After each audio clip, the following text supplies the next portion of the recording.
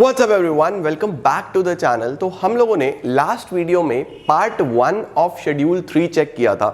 आज के इस वीडियो में हम लोग चेक करेंगे पार्ट 2 ऑफ शेड्यूल 3।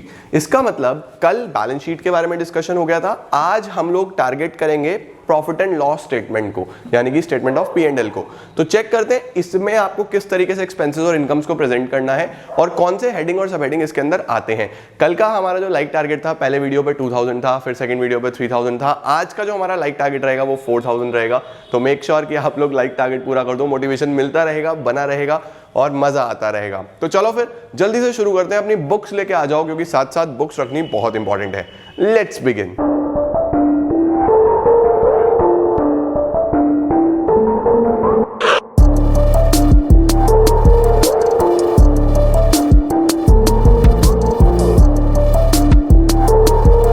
तो गाइस शुरू करते हैं हम लोग। हमने आज पढ़ना है part 2 of schedule 3 of companies act. Part 1 में बैलेंस शीट था, पार्ट 2 में क्या है, the statement of profit and loss. अब देखो, जब भी हम प्रॉफिट एंड लॉस की बात करते हैं, आपको कभी एक आम आदमी से भी पूछोगे कि यार बताओ प्रॉफिट या फिर लॉस कैसे निकालें, तो वो बोलेगा it is very simple. Profit या लॉस अगर आपको निकालना है तो आपने जितने का माल बेचा है उसको कंपेयर कर लो अपने खर्चों के साथ, हाँ या ना। क्या मैं सेल्स वर्सेस कॉस्ट कर दूं?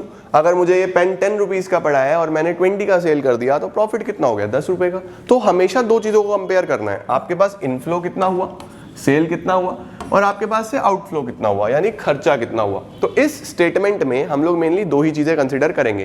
पहली चीज कि आपने माल कितना बेचा, सेल्स क्या है, और दूसरी चीज हमने खर्चे कितने आए थे। तो देखो इसके अंदर जो मेजर हेडिंग्स हैं वो एक तो है रेवेन्यू फ्रॉम ऑपरेशंस, ठीक है। अब थोड़ा सा टेक्निकल बनाने की कोशिश करी जा रही है फिर से। रेवेन्यू फ्रॉम ऑपरेशंस का मतलब क्या होता है, ऑपरेशन यानी जो भी आप काम करते हो, रेवेन्यू मतलब जितना भी पैसा जनरेट हुआ। तो रेवेन्यू फ्रॉम ऑपरेशन का मतलब यहाँ पे नेट सेल्स ही होता है कि आपने जो माल बेचा है, सामान कितने का बेचा है, नेट सेल्स, ठीक है। अगर मैं नेट वर्ड यूज कर रहा हूं, इसका क्या मतलब, सेल्स माइनस सेल्स रिटर्न। अगर कुछ बिका हुआ माल वापस आ गया तो वो यहाँ से माइनस कर देना। ऑल्दो आजकल दुकानदार पर्चा लगा के रखते हैं, बिका हुआ माल ना तो वापस होगा और ना ही बदला जाएगा, सवारी अपने सामान की स्वयं जिम्मेदार है। ऐसा देखा क्या तुमने? कुछ और देखा हो तो मुझे कमेंट सेक्शन में बताना जरूर। नेट सेल्स का मतलब सेल्स माइनस सेल्स रिटर्न। तो पहली चीज तो जितना माल बेचा, ठीक है। इसके अंदर कुछ इंपॉर्टेंट है क्या जो एमसीक्यू में आ सकता है? यस। क्या है? तीन चीजें याद रखना इसके अंदर।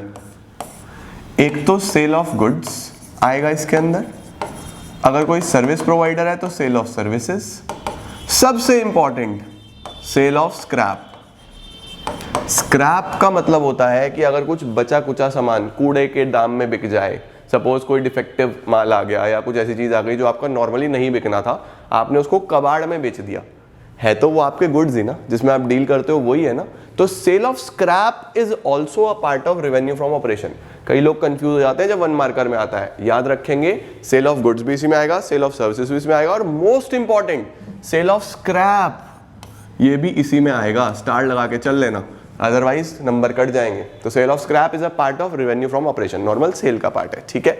उसके बाद अदर इनकम्स, उसके अलावा हमें और भी इनकम्स होती हैं सर। कैसे? जैसा rent received, commission received, discount received, बहुत सारी इनकम्स होती हैं या नहीं होती हैं। कहीं से इंटरेस्ट रिसीव्ड, आपने कोई प्रॉपर्टी बेच दी उसका गेन हो गया, आपने कोई फर्नीचर बेच दिया उसका गेन हो गया, हाँ या ना। अब सपोज मैं पढ़ा रहा हूं तो मेरी क्या रेवेन्यू फ्रॉम ऑपरेशन है, जो मुझे फीस रिसीव होती है। जो बच्चे हमारे ऐप में जाके कोर्सेज बाय करते हैं, जो ऑनलाइन पढ़ते हैं वो, जो ऑफलाइन पढ़ते हैं वो, अगर मैं स्कूल में पढ़ाता हूं तो मेरी salary, that is my revenue from operation.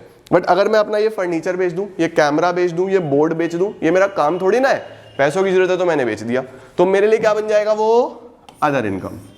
तो याद रखो, जिस भी चीज का आपका बिजनेस है, अगर वहां से इनकम जनरेट हुई तो रेवेन्यू फ्रॉम ऑपरेशन। अगर किसी और सोर्स से कोई लॉटरी लग गई, कोई पैसे गिरे हुए मिल गए मुझे पड़े हुए, अदर इनकम, ठीक हो गया। वो सारी चीजें अदर इनकम में आ जाती हैं। अब यहां पे देखो, कई बार ना क्वेश्चन आपको कंफ्यूज करने की कोशिश करेगा।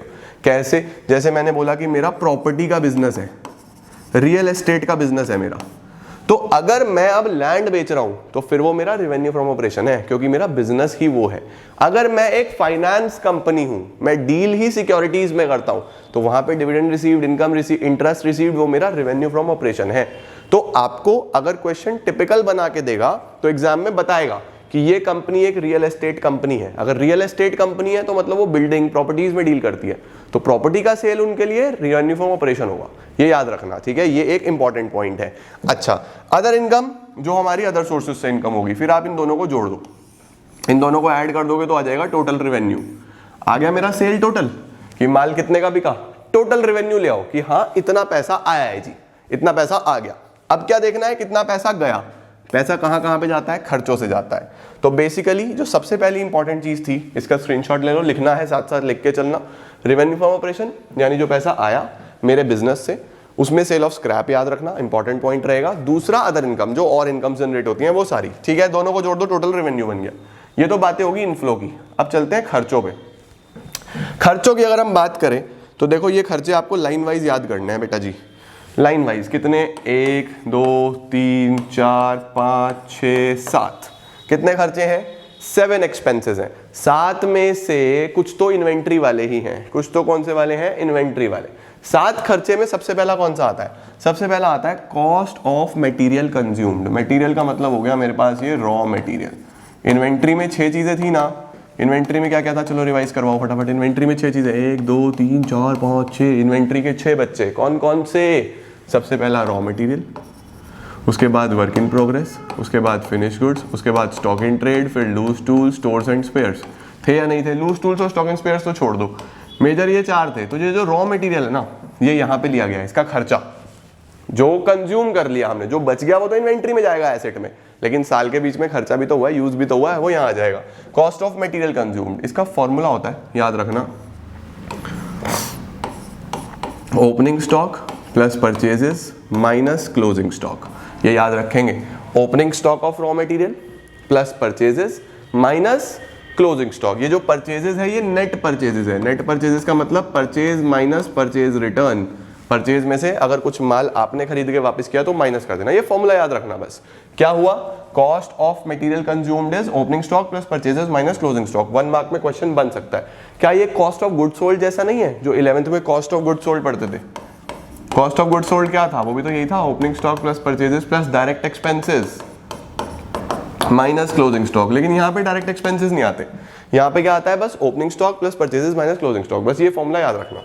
दूसरा खर्चा purchase of stock in trade, जो भी आपने स्टॉक इन ट्रेड जो सामान खरीदा हुआ है, किस चीज के लिए, जल्दी से बताओ, किस चीज के लिए खरीदा हुआ है, रीसेल करने के लिए। जो मैं खुद बनाता नहीं हूं, बना बनाया खरीदता हूं, बेचता हूं, खर्चा बेसिकली ये आपकी परचेजेस है। परचेजेस भी तो खर्चे होते हैं, तो purchase of stock in trade सीधा सीधा आ जाएगा। तीसरा change in inventory. Change in inventory में अब कौन कौन सी चीजें आएंगी, ये 3 चीजें। कौन कौन सी 3 चीजें, सबसे पहले फिनिश गुड्स, ये रहा, दूसरा वर्क इन प्रोग्रेस, ये रहा, तीसरा स्टॉक इन ट्रेड, ये रहा। चेंज इन इन्वेंट्री क्या होता है, जो इन्वेंट्री में लास्ट में माल बच जाता है हमारे पास। Change in inventory basically formula होता है opening stock minus closing stock. Formula याद रखना, opening stock minus closing stock. तो इसके अंदर 2 फॉर्मूलाज आ चुके हैं अभी तक, कॉस्ट ऑफ मटेरियल कंज्यूम्ड का, opening stock of material plus purchases minus closing stock, सिर्फ मटेरियल का, ये पहला वाला। फिर बची हुई 3 चीजों का यहां पे आ गया, opening stock minus closing stock, ठीक है। वर्क इन प्रोग्रेस का, फिनिश गुड्स का और स्टॉक इन ट्रेड का। बेसिकली ये जो शुरू के 3 पॉइंट्स हैं ये इन्वेंट्री से ही आ गए, देख रहे हो, raw material, stock in trade, फिर चेंज इन इन्वेंट्री। उसके बाद और कौन कौन से खर्चे होते हैं, उसके बाद खर्चे होते हैं एम्प्लॉय को बेनिफिट देने वाले। स्क्रीनशॉट लेना है ले लो, लिखना है लिख लो। खर्चे कौन से हो जाते हैं फिर, एम्प्लॉय को बेनिफिट देने वाले। अब सर एम्प्लॉय को बेनिफिट देने वाले से क्या मतलब हो गया, एम्प्लॉय को बेनिफिट देने का मतलब हो गया कोई भी वेजेस, कोई भी सैलरी, कोई भी बोनस, कोई भी इस तरीके की रेम्यूनरेशन जो आपने एम्प्लॉइज को दी है, जितनी भी चीजें आप एम्प्लॉइज को दे रहे हो, एम्प्लॉइज को दिया गया पैसा, वो सब एम्प्लॉय बेनिफिट एक्सपेंसेस में आ जाता है। इसके अंदर staff welfare expenses, canteen expenses, medical expenses, contribution to provident fund, इस तरीके की चीजें आपकी किताब में लिखी होंगी, याद करके जाना। स्टाफ वेलफेयर, मेडिकल, ईसॉप, ईसॉस, ये सब खर्चे, एम्प्लॉय स्टॉक ऑप्शन है ना, ये सब खर्चे इसके अंदर आप कंसिडर करके चलोगे एम्प्लॉय बेनिफिट एक्सपेंसेस में। इसके बाद finance cost, important. Finance cost में क्या याद रखेंगे, एक तो इंटरेस्ट, हर प्रकार का इंटरेस्ट, प्लस बोरोइंग कॉस्ट, बस ये याद रखना। एक तो interest plus borrowing cost. Borrowing cost क्या होता है, जैसा कि आपने कोई लोन लिया तो उसके प्रोसेसिंग चार्जेस, कोई गारंटी है तो गारंटी चार्जेस, आपने कोई डिबेंचर इशू करे तो उस पर डिस्काउंट, लोन मतलब डिबेंचर इशू करे तो जनता से लोन लिया उसका डिस्काउंट, वो भी यहीं आता है। तो इंटरेस्ट और बोरिंग कॉस्ट, और क्या एक्सक्लूड करके चलना इसमें, एक्सक्लूडिंग, यहां नंबर कटते हैं, बैंक चार्जेस। जब बैंक चार्जेस आता है ना तो मैक्सिमम बच्चे उसको फाइनेंस कॉस्ट में लिख के आते हैं, नहीं बेटा जी, फाइनेंस कॉस्ट में बस दो चीजें, क्या क्या, एक तो इंटरेस्ट, कोई भी इंटरेस्ट हो, दूसरा बोरिंग कॉस्ट, ठीक है। बैंक चार्जेस कहां पे आता है, अदर एक्सपेंसेस में। उसके बाद डेप्रीसिएशन एमोर्टाइजेशन, डेप्रीसिएशन आपका टेंजिबल एसेट की वैल्यू अगर कम हो, जैसे मेरा ये बोर्ड है मैं यूज कर रहा हूं तो उसका वैल्यू कम होता जा रहा है, कोई गाड़ी ली तो उसका वैल्यू कम होता जाएगा, कोई मेरे पास बिल्डिंग है, बिल्डिंग का वैल्यू कम होता जाएगा। याद रखना डिफरेंस होता है लैंड में और बिल्डिंग में, जमीन का वैल्यू बढ़ता है लेकिन जो बिल्डिंग है, जो कंस्ट्रक्शन हुआ है वो कम होता है, ठीक है।